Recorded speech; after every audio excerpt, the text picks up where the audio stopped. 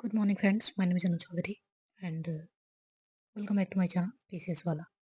I hope कि आप सारे लेक्चर्स जो भी मैं अपलोड की हूँ अभी तक सारी चीज़ों को आप देख रहे होंगे। यहाँ पे कुछ इंस्ट्रक्शन मैं आपको बताना चाहूँगी जो कि इस वीडियो को देखने से पहले आपको फॉलो करना है। पहला चीज़ है वॉच द फुल वीडियो, क्योंकि कोई भी वीडियो यहाँ पे जो मैं बना रही हूँ 10 to 12 मिनट या 15 मिनट के अंदर में वो वीडियो हो रहा है, क्योंकि उसमें मैं राइट डाउन करके चीज़ें बता रही हूँ, सो दैट्स उसमें टाइम लग रहा है। तो आप इस पे अपना सजेशन दे सकते हैं कि जो मैं राइटिंग करके लिख रही हूँ मतलब राइटिंग कर रही हूँ वो बेटर है या फिर प्रिंटेड फॉर्म में उसको टाइपिंग फॉर्म में मैं उसको लेकर आऊँ तो वो बेटर है। आप अपने सजेशंस को यहाँ पे दे सकते हैं, कमेंट कर सकते हैं। दूसरा चीज़ है कि अगर if you want any modifications in this PYQ topic wise जो क्वेश्चन हम आंसर राइटिंग कर रहे हैं, इसमें कोई भी अगर सजेशंस आपका है तो कमेंट में आप लिख के मुझे बता सकते हैं।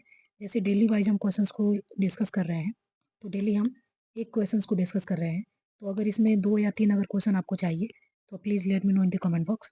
तीसरा चीज़ें हैं कि if you are new on this channel please subscribe the channel and comment positive comment for the motivations. उसके बाद से follow all the daily PYQ writing series wise, जिसको कि मैं यूपीपीएससी के लिए जो प्लेलिस्ट है मैं इसको बना दी हूँ और प्लेलिस्ट में ये सारे वीडियो डेली के डेली ऐड होते जाते हैं। तो आप उसको प्लेलिस्ट के थ्रू देखेंगे तो ज़्यादा क्लैरिटी आपको मिलेगी। और डे 1 से लेकर डे आज का हमारा होने वाला है डे 12, ठीक है। इससे पहले मैं 11 वीडियो को अपलोड कर चुकी हूँ, तो आई होप कि आप सारे वीडियो को एक-एक करके देख रहे होंगे, ठीक है। तो ये कुछ बेसिक इंस्ट्रक्शन थे जो कि आपको फॉलो करने हैं। नेक्स्ट चलिए हम बात करते हैं आज का जो हमारा इम्पोर्टेंट टॉपिक है, उस टॉपिक के ऊपर जो हम राइटिंग लिखने वाले हैं। ये 2021 में क्वेश्चन पूछा गया था और इसमें पूछा गया था describe the geographical feature of India mention in the वैदिक लिटरेचर्स। तो यहाँ पे एक ही चीजें हैं, दो मतलब सॉरी यहाँ पे दो चीजें अगर पूछा जा रहा है। पहला चीजें हैं कि describe the geographical feature of India, ठीक है। ये तो चीजें हैं, बट ये कह रहा है कि मेंशन जो कि वैदिक लिटरेचर में मेंशन है। ज्योग्राफिकल फीचर ऑफ इंडिया तो हम बेसिकली पढ़ते हैं, बट यहाँ पे ये चीजें पूछा जा रहा है कि जो वैदिक वैदिक लिटरेचर में जो मेंशन है उसको हमें क्या करना है, डिस्क्राइब करना है। सो दैट्स यहाँ पे सबसे पहले आपको, जैसे कि मैंने आपको बताया था कि सबसे पहले आपको क्या करना है, इंट्रोडक्शन देना है। फिर उसके बाद से आप बॉडी लिखेंगे, बॉडी में पैराग्राफ 1 पैराग्राफ 2 और फिर लास्ट में आप क्या करेंगे, कंक्लूजन लिखेंगे, ठीक है।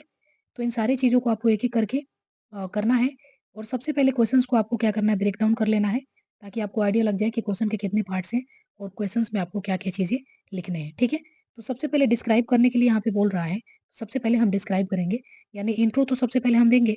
तो इंट्रो हमारा इंट्रो शुड बी ब्रीफ। तो इंट्रो सबसे पहले देते हैं, यानी कि वैदिक literature comprising text like the Rigveda, Samaveda, Yajurveda और Atharvaveda contain the descriptions of Indian geographical features and they were understood ancient times, and these texts highlight to the natural environment that play the central role in the life of Vedic communities and key geographical feature mentioned include। अब इसमें key geographical features क्या-क्या हैं, तो आइए देखते हैं key geographical features के importance क्या-क्या हैं और इसमें key geographical features क्या-क्या हैं, ठीक है। तो हमने वैदिक के लिटरेचर के अकॉर्डिंग हमने इंट्रोडक्शंस को दे दिए हैं। अब इसके की फीचर्स में देखेंगे, सबसे पहले हम रिवर को डिस्कस करेंगे, फिर देखेंगे माउंटेन को, फिर फॉरेस्ट एंड द ग्रासलैंड्स, फिर प्लेन्स को देखेंगे, फिर desert and the dry land को देखेंगे, उसके बाद से सीज़ हो गया और फिर क्लाइमेट हो गया। तो इन 7 टॉपिक के ऊपर हम बात करेंगे जो कि रिलेटेड है हमारा किससे, तो वैदिक लिटरेचर से रिलेटेड है, ठीक है। अब एक-एक करके देखते हैं, रिवर को, माउंटेन को, फॉरेस्ट एंड ग्रासलैंड्स, फिर प्लेन्स को और फिर आप देखेंगे डेजर्ट एंड ड्राई लैंड्स को, ठीक है। तो आइए देखते हैं सबसे पहले रिवर्स। तो रिवर्स की जब भी हम बात कर रहे हैं, तो रिवर्स आप देखेंगे यहाँ पे, रिवर्स में सबसे इंपॉर्टेंट रिवर जो है, प्रोमिनेंट रिवर आपको देखने को जो मिलेगा वैदिक टाइम्स में, वो जैसे कि सिंध हो गया, जिसको कि हम इंडस के नाम से जानते हैं और इंडस को सिंध के नाम से जानते हैं, ठीक है। तो इसके और इंपॉर्टेंट ट्रिब्यूटरीज में देखेंगे आप तो सरस्वती, जमुना और गंगा आपको देखने को मिलेगा। सेकंड जो हमारा पार्ट्स था वो था माउंटेन। तो माउंटेन के रिलेटेड हम क्या चीज़ें लिख सकते हैं, the Himalayas referred to the Himavat. Himalaya को वैदिक लिटरेचर में क्या किस नाम से जाना जाता है, तो हिमावत के नाम से जाना जाता है।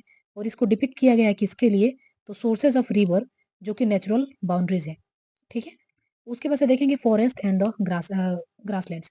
फॉरेस्ट एंड द ग्रासलैंड्स के बारे में अगर देखेंगे, तो फॉरेस्ट एंड ग्रासलैंड में क्या चीज़ें देखेंगे, तो these region are the suppressed supported for the agriculture and the growing and grazing and hunting. यानी कि फॉरेस्ट एंड ग्रासलैंड किस लिए यूज किया जाता था वैदिक लिटरेचर में, तो आपको भी पता है, एग्रीकल्चर के लिए और ग्रेजिंग एंड हंटिंग के लिए, ठीक है। तो तीसरा चीज हमारा हो गया फॉरेस्ट एंड ग्रासलैंड्स। चौथा चीज की अगर बात करें तो ये हमारा है प्लेन्स। तो प्लेन्स के लिए क्या चीज हम डिस्कस करेंगे, प्लेन्स क्या होता है, फर्टाइल ऑफ द, यहाँ पे देखेंगे सप्त सिंधु, सप्त सिंधु को हम 7 रिवर के नाम से भी जानते हैं, जो कि लैंड्स ऑफ 7 रिवर बोला जाता है, जिसमें कि इंडस है। Indus is also included in the Vedic civilizations. Next आप देखेंगे desert and the dry land.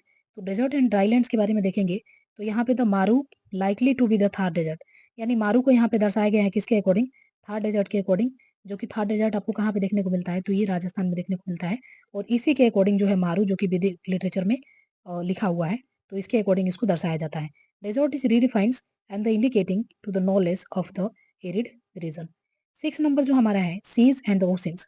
तो seas and ocean की अगर बात करें तो while the Vedic literatures, Vedic peoples primarily settled in the reference to the देखेंगे यहाँ पे आप तो सीज ऑफ ओशंस, ठीक है। उसके बाद से देखेंगे कि सजेस्ट करता है कि किस चीज का, तो agricultures of the large water body, ठीक है। यहाँ पे आई थिंक इसको क्या किया जाता था, किसके तौर पे देखा जाता था, तो ट्रेड फॉर द, यहाँ पे वाटर बॉडीज को क्या किया जाता था, तो ट्रेड के तौर पे देखा जाता था। 7 हमारा था क्लाइमेट। क्लाइमेट की बात करें तो क्लाइमेट विद द सीजनल, यहाँ पे मानसून देखने को मिलता था, ब्रॉट बाय द मानसून, और एसेंशियल फॉर द, यहाँ पे देखेंगे किसके लिए, तो एग्रीकल्चर और सर्वाइवल के लिए। यानी वहाँ का जो मानसून क्लाइमेट होता था वैदिक लिटरेचर में, वो किस लिए फेमस था, तो एग्रीकल्चर और सर्वाइवल के लिए सबसे ज्यादा इंपॉर्टेंट माना जाता था। कंक्लूजन की अगर बात करें तो कंक्लूजन में देख सकते हैं दिस ऑल आर डिस्क्रिप्शंस, जो कि अंडरलाइंड है importance of the natural features in the shapings, the spirituals and culturals and the economic life of Vedic society, ठीक है। तो सबसे पहले क्वेश्चन जो हमारा था, एक बार क्वेश्चंस के ऊपर फिर आते हैं। तो क्वेश्चन जो था हमारा, डिस्क्राइब द ज्योग्राफिकल फीचर। तो सबसे पहले ये सारे हमारा क्या हो गया, ज्योग्राफिकल फीचर हो गया। और यहाँ पे फिर चीजें कह रहा है कि मेंशन्ड इन दी वैदिक लिटरेचर्स, यानी कि ऐसे फीचर्स को हमें बताना है जो कि वैदिक लिटरेचर में मेंशन्ड है। तो ऑब्वियसली हम जब इंडिया के ज्योग्राफिकल फीचर्स को पढ़ते हैं तो ये सारी चीजें हम इंडिया के रिस्पेक्ट में भी पढ़ते हैं। बट यहाँ पे ये चीजें पूछा जा रहा है कि इंडिया के रिस्पेक्ट में जो चीजें हम पढ़ते हैं उसको वैदिक लिटरेचर में किस टाइप से इसका यूज को दर्शाया गया है। जैसे कि रिवर है तो रिवर का किस क्या मतलब, रिवर का यूज वैदिक लिटरेचर में कैसा हुआ करता था, फिर माउंटेन का यूज जो है वैदिक लिटरेचर में कैसा हुआ करता था। उसके बाद से फॉरेस्ट एंड ग्रासलैंड्स हो गया, प्लेन्स का यूज हो गया, डेजर्ट एंड ड्राई लैंड्स हो गया, फिर आपके सीज और ओशंस हो गए, और क्लाइमेट हो गए। तो इन सारी चीजों को वैदिक लिटरेचर में कैसे इसको दर्शाया गया है और कैसे इसको मेंशन किया गया है, सो इन्हीं सारी चीजों को यहाँ पे डिस्कस करना था, डिस्क्राइब करना था। सारी चीजों को हम यहाँ पे देख लिए हैं, और मैं ऑलरेडी सारी चीजों को यहाँ पे लिख के रखी थी, सो दैट्स इसमें टाइम थोड़ा सा कम लगे।